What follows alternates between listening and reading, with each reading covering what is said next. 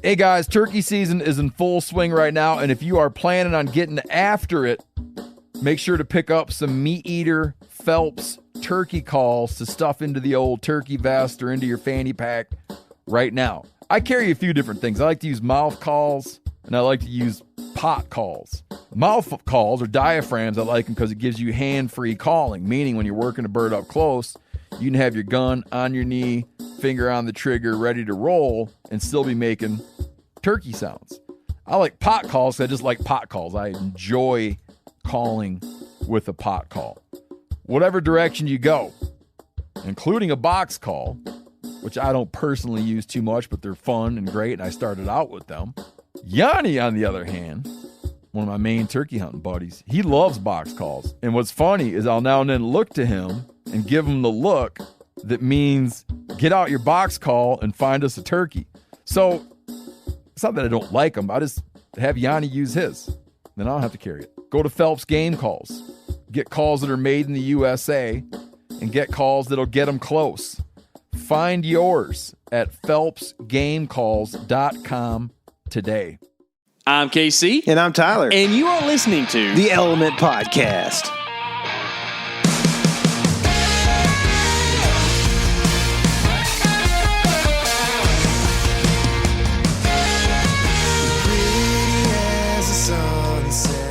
What's happening, all my woods people? Today we're going to be talking with Shawn Luchtel of Heartland Bowhunter about hunting food sources early in the season. These guys, all of them at Heartland Bowhunter, seem to get it done early season a lot.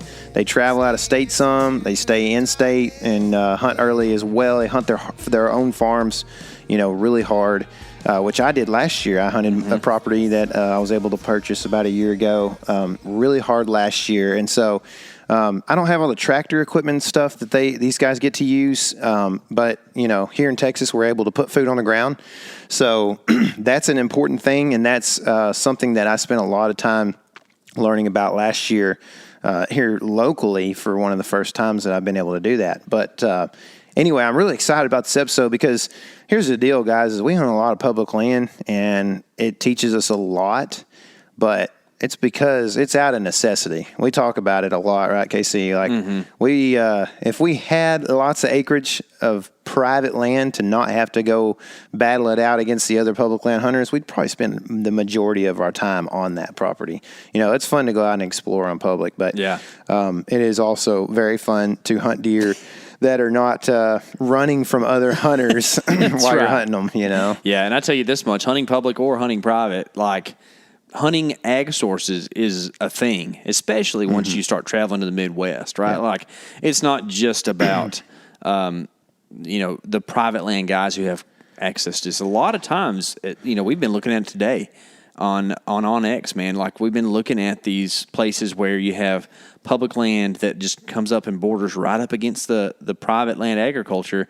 And there's even some WMAs and stuff or other places that they plant on the public land. So it makes a lot of sense to learn everything you can about how deer use these agriculture food sources early in the season so you can capitalize. Because one of the things that deer do this time of year is they are on a pattern a lot of times, especially if there's a good solid food source. They're doing it every day until somebody comes in and messes it up or the rut happens, right? So I think that Shawn Luchtel and, even a broader scale, the Heartland Bowhunter guys do a real good job with this stuff.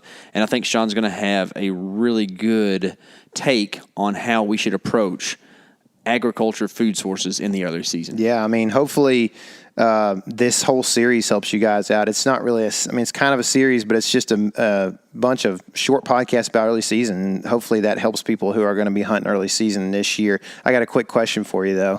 What is your favorite video of ours where one of us is hunting and possibly shooting a deer on a destination ag food source? So last year I shot a deer in South Dakota that didn't recover because I had a deflection and he lived over it. But anyways, that's probably my favorite because I was the shooter. So it's not just the video, but the experience in general is me, and B, like, it was a toad deer, and like Good night. It was, man. It was the whole thing where we just kind of put pieces together, and really you could call, if you want to say favorite hunt, you killed a deer the same evening that was pretty much going to the same food source, right. in a different spot. So it was a excellent hunt, and video just didn't get the recovery on the deer, which is pretty sad. But either way, man, I learned a ton from that. Really, that's kind of a thing that I learned a love for alfalfa on, because you hear beans a ton early season, but I think alfalfa, especially if you're in the arid countries.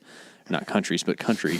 If you're in arid countries, I'm sure that it'd work there too. But anyways, I think in the more arid parts of the U.S., like the alfalfa is going to be the ticket this time of year. Yeah, well, I can tell you somebody who is going to talk about beans, and that's Mr. Shawn. So let's get him on to talk about the bean stuff as well. All right, so now on the phone we've got Shawn Luchtel from Heartland Bowhunter. Shawn, how's the summer going for you, man? It's going well. It's hot now, and it's just starting to get a little bit dry. But overall, it's been a pretty good summer. Have y'all seen any EHD stuff yet?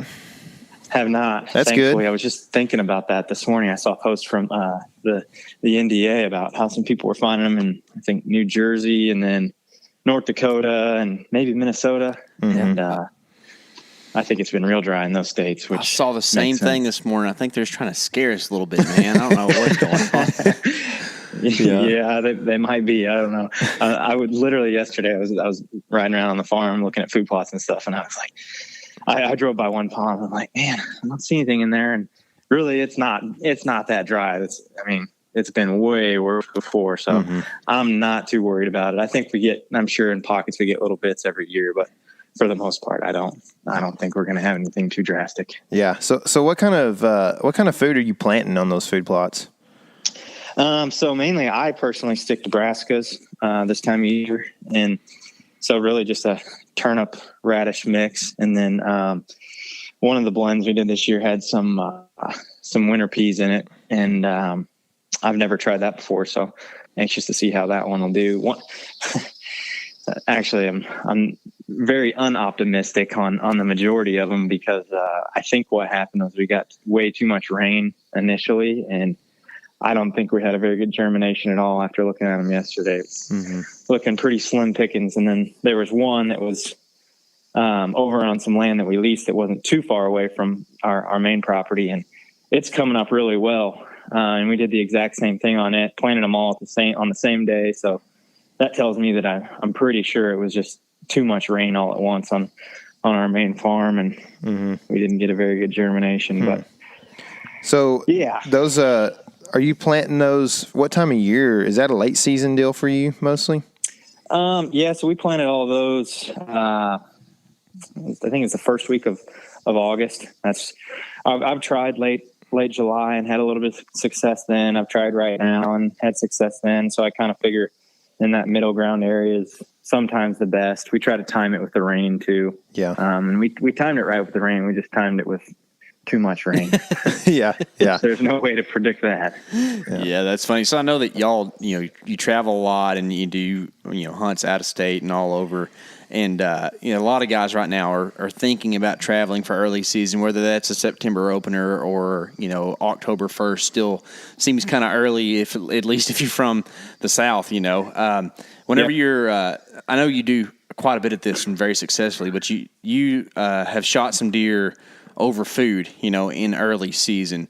Can you just kind of tell me what you're looking for whenever you do that? Maybe like what types of ag sources or whatever you're looking for, or maybe, how that kind of correlates with other, factors that are out there in the woods? Yeah. So, a lot of times if there's providing the season opener date, is early to mid September, you can still catch some of those deer going to bean fields, if they're still green. So that if it were ag that I was focusing on, that's the ag that I would be focusing on. But particularly for us in Missouri, we opened September 15th, and I've hunted bean fields and we've had some success early season with that. But I would say trying to catch them on that travel corridor going to wherever food source that they're headed to, or our green plots, whether it be brassicas or clover. And in this case, it's looking like it's going to be clover for me, which I'm really not too discouraged with that. I used to really not be a big believer in clover until we really started to implement it more on the farms that we hunt. And man, it's, as far as ease of planning and just maintenance goes, it is so simple. And then the tonnage that it puts on, tons of food, and then it always comes right back from there. Whereas with the brassica plot, like the issue I'm facing right now with a bad germination, or even if you have a heavy browse on it's not going to come back. I mean, it'll still grow some, even if deer hitting it, but the more pressure, the worse it gets. Whereas with clover, I mean, I've got one here behind my house. I'd say probably 3/4 of an acre, and they've just been hammering it all spring and summer long. And like, you can go out there now and it's obviously stressed from a little bit of the weather, but there's still clover coming up, and you walk in there and you can literally, it smells like a feedlot. So many deer have been hitting it, but I mean, it's still providing food. And once we get some cooler weather with some rain, it's going to bounce back and it'll handle even more browse pressure going into the fall. And I would say, yeah, with the situation that I'm in right now, I'm probably going to focus more on clover early season if I can, providing I've got a good deer showing up on one of those plots. But yeah, usually they are. So yeah, that's cool. Not too worried about it. Whenever you're thinking about food sources like this, is it really just evening hunts, or can you see a situation where you'd hunt, over a food source in the mornings, early season at least? Me personally, I'm not saying that you shouldn't, but because anything can happen. We all know that with hunting, sure. But and everybody's different and every situation's different. I know you can definitely get away with it, but me particularly, I don't tend to hunt mornings early season. I feel like a lot of the stuff that I'm hunting and doing more damage trying to get in there. But if I could find a certain plot with a certain deer showing up consecutively in the morning and daylight hours, I'd definitely give it a shot. I wouldn't be discouraged to try it because even if I do screw it up, it's like, you know what? In a week or two, he may be back on a good evening pattern. I still have an opportunity to kill him then, or, going into the pre-rut, I may have an opportunity as well. Whereas late season, I feel like if you screw up a hunt, you might not get another opportunity at that deer. Yeah. So It sounds like trail cameras are a big part of what you're doing and kind of making your moves for early season stuff. Yeah, they really are, man. And like yesterday, I have a handful of cell cams and I still run just standard trail cameras as well. And yesterday I was scattering, just trying to strategically scatter those cell cams across the farm in areas where, with full battery, in areas where I'm probably not going to go back to at least for a long time, maybe, the rut or even late season before I actually pull those cameras. So I'm hoping, they'll last that long. And I'd say that they usually do and always will last that long. And then my other trail cameras I'll put around plots that I can easily access and get the intel off of those cards and whatnot. But yeah, trail cameras are a huge part of what we do. They don't capture everything, but they at least give you a great idea of what are in the area. Yeah. As Shawn said, trail cameras are a huge part of your early season strategy, or at least they can be, and I think they should be because they work awesome, especially these Moultrie cameras we have. We've got some regular old traditional trail cameras that are really great. They take great pictures, and then we have these Moultrie mobile Delta cell cams, and I think that that's really going to be something that changes the way I hunt early season because you can get that data up to date on a daily basis. That's a lot of D's in a row, but you get what I'm saying, right? Like you're getting these photos on the Moultrie mobile app on a daily, and you can make moves according to that. So instead of going in there and trying to figure out if this deer is on a pattern and then boogering that pattern because you go to check the trail camera, instead you can look at your phone and say, oh yeah, he's coming in every evening at 6:45 to this corner of this ag field. I'm going to go in there and smoke him. And you go in there the first day and shoot a big buck. So go check out MoultrieMobile.com so you can get your hands on one of these deltas. So with that, like as you go through the early season, are you – like say you've got a plot that doesn't have maybe a shooter buck on it, but it has a ton of does. Is that something that's going to keep your attention in the rut where you're like, oh, there's a lot of does using this area, using this area and this plot during the early season, and it seems to still be that way coming up on the rut. Ought to be some bucks checking that area out. Is that something that you would use that for, or are you still just keying in on a buck as you go through with these trail cameras?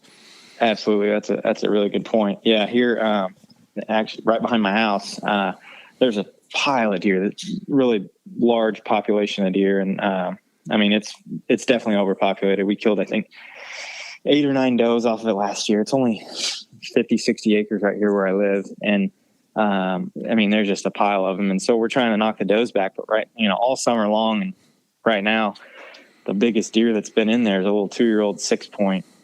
And, I mean, there's no even close to a mature deer here right now, but knowing all these does are here because we have all the food as we get closer to the rut. I mean, it's been the same for the last, 8 or 9 years that we've been putting food here, that once the rut gets here, a bigger deer, a mature deer shows up, and pretty much count on that. Yeah. Do you feel like that's something that you see typically happen, where you've got like these areas during the summer that there's a lot of does and mature bucks just don't hang around that kind of, that pressure, that social pressure of does running everywhere or something? Or, do they mix sometimes a little bit more? I think that's a great point. Yeah. I mean, I think they mix sometimes, but for the most part, it's like, both, for instance, at our main farm, we're not allowed there in that particular county to put out anything at all year round, whether it's granular feed or even minerals for deer, because it's considered a CWD zone. So Missouri law doesn't allow us to put anything out. So trying to get summer inventory is extremely tough. And it's, we've got about 900 acres, continuous acres right there to hunt. And I've got cameras scattered everywhere. And on one, I was just looking at this yesterday. There's a buck that's, he's a 5-year-old this year. So we're going to try and kill him. And on the eastern portion of the farm, it's, I'd say it's around, I don't know, if I had to section it off, it's probably like a 300-400 acre area right there. And, the whole time I've always been like, oh man, that deer lives there. He's always there. Well, I've gotten him sporadically over the last 2 months. Once every, 3 weeks. And in that 300-400 acre area, I've probably got 4 cameras. And when he's on one of them, that same evening, he's usually on all of them. Well, there's a lot of deer on that end of the farm for the most part. And it's almost like when he's not living there is what I'm coming to the conclusion of, at least right now. It's like he's passing through. And I don't know if it's weather pertaining or what, because we did have a cool front last week and that's when he showed up. But yeah, there's a lot of deer there, and it's kind of like he does his own thing, kind of stays secluded now that he's older. And I know once we get further into the season, he's more regular, and I do believe that he essentially kind of lives on that side of the farm. But yeah, during the summer, I would definitely say they kind of seclude themselves with other bucks and stick to their smaller bachelor groups and stuff. Yeah. So let's talk a little bit about hunting early season food. I know you mentioned, backing off, getting more in those travel corridors. Can you talk a little bit about that? And then also, I know there are instances where you're actually hunting a field edge, and talk about why you would do that. Yeah. So there's a couple different setups that we have for early season on that main farm, and they're both set up for a north wind, and we've got staging plots, essentially, whether it be clover or brassicas. And these staging plots are set up just outside of bedding. And then those staging plots are really in between the bedding and the main ag source of food. And so these deer are just filtering through, hitting that plot and going ag field. But, with all the cover and vegetation growing up, it's not like all the deer early season for sure are in that bedding area like they would be late season. They may be right over on the edge or the river or whatever it may be of the ag source, the ag field. And so sometimes you got to maneuver to that and adjust and try to get on the field edge of that ag field, which makes it even tougher, because if they're on the edge of the field, you don't necessarily always know right where they're at. But it's a guessing game. And I would say the best way to kind of go about that is work your way from the outside in, and just try to, if you have the opportunity, try to scout for distance. I think you're better off trying to gain as much intel from scouting as you are going in and just blowing him out, so try to key in on where he may be spending most of his time during the day, bedding down, getting up and going to feed in the evening, and keying in on that before you just plunge right in. So one thing I notice, a lot of people think of saddles as being a public land tool, right? But last year I hunted private land for like almost 18 straight days hunting a particular deer, and that video series is going to release really soon here in the month of September, and you're going to get to see all the different moves I made to try to kill this big buck and where it actually ended in success. And most of the time, whether I was hunting out of a tree stand or not, I was actually still using my saddle. The saddle is just an effective way to get around and be super safe, whether you're hunting a tree stand or on the saddle platform. But I was moving all over in a micro situation hunting this deer with my saddle. I'm using a Cruiser this year. It's the Cruiser XC. If you're interested in the saddles, whether you hunt public or private land, go to cruiser.shop. That's CRUZR.shop. So kind of on a broader spectrum, I feel like it would be kind of tough to maybe shoot a okay buck when you kind of have the rut looming later in the season. So do you put much thought into what really is a shooter, on September 15th or whatever, compared to like what would be a shooter on November 10th? You know what I mean? Yeah. I wouldn't say that I used to be the way that I am now, but I feel like the more experience that I've had now, I've essentially, I guess, raised my standards in a sense to trying to kill a 5-year-old or better. I'm not saying that I won't shoot a 4-year-old and out of state. I'm not saying I won't. But on our main farm, my goal is to try to kill a 5-year-old or better. And so, with as much trail camera history as we have, I can, for the most part, can key in on the age of a lot of those deer. And so, my goal is on that place is just to try to shoot a 5-year-old or better, whether it's 130 inches or 180. It doesn't change that perspective. Now, if I was hunting out of state, I'm going to say I don't have any intel, I'm going to try to shoot one that I'd be happy with, that I feel like is old enough. But as it got in the very beginning, if say I was hunting, say I was out hunting Kansas on a farm I'd never been to before. And I just put out trail cameras and 140-inch deer walks in, on the opener, I'd probably pass because for one, you only get one tag, and two, I don't know what else to expect down the road. And then say I'm putting in more time, just trying to kill a deer and it gets closer to the rut. Then my standards may start to drop a little bit. Yeah. Yeah, they're fun to shoot, man. That's part of right. it. Yeah. It's, and every situation is different. Everybody's situations are different. So to each its own. It just depends. Absolutely, dude. Well, y'all are rocking and rolling. Heartland Bowhunter season 78, I think, is coming up right now. Yep. So we are just starting 78. That's right. I was thinking about that the other day. I was like, man, we might have to start going away from these seasons as we start getting older, man. They're starting to stack up. It's monster bucks. A new season. Y'all got the fountain of youth though, so it ain't no worries if they're like, man, these guys, they started when they were 12. Now they look like they're 10. That is something else I started thinking about the other day too. I was like, man, our kids, here before too long, people are gonna be like, all right, those guys are old, and then be like, all right, now it's time to start working the kids in and bringing them up. Yeah, that's cool. So if people want to check out what y'all have going on, I know that you killed a good public buck in Iowa. I think it was last year, right? And some other stuff. How can they get to watch that stuff, man? Yeah, so you can. Well, for one, we've got a lot of stuff on social media.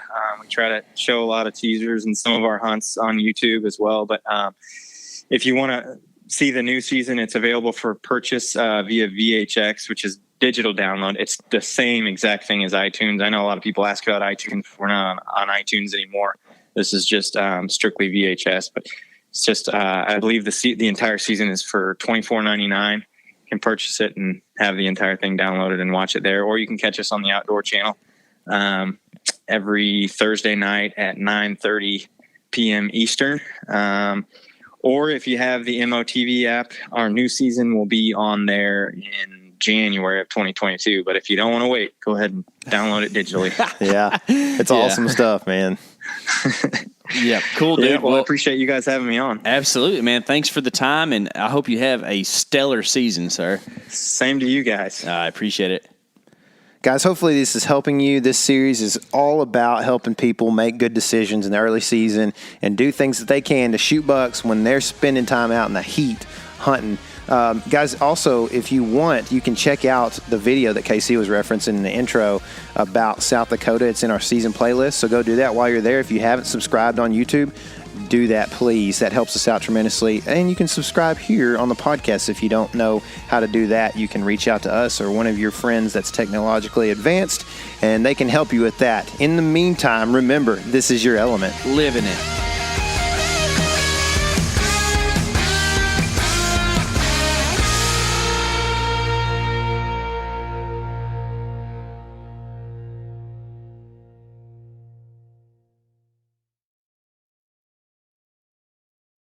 Hey guys, turkey season is in full swing right now, and if you are planning on getting after it, make sure to pick up some Meat Eater Phelps turkey calls to stuff into the old turkey vest or into your fanny pack right now. I carry a few different things. I like to use mouth calls, and I like to use pot calls.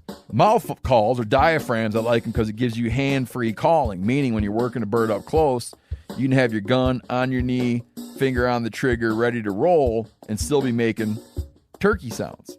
I like pot calls. I just like pot calls. I enjoy calling with a pot call. Whatever direction you go, including a box call, which I don't personally use too much, but they're fun and great, and I started out with them. Yanni, on the other hand, one of my main turkey hunting buddies, he loves box calls. And what's funny is I'll now and then look to him and give him the look that means get out your box call and find us a turkey. So it's not that I don't like them. I just have Yanni use his. Then I don't have to carry it. Go to Phelps Game Calls. Get calls that are made in the USA and get calls that'll get them close. Find yours at phelpsgamecalls.com today.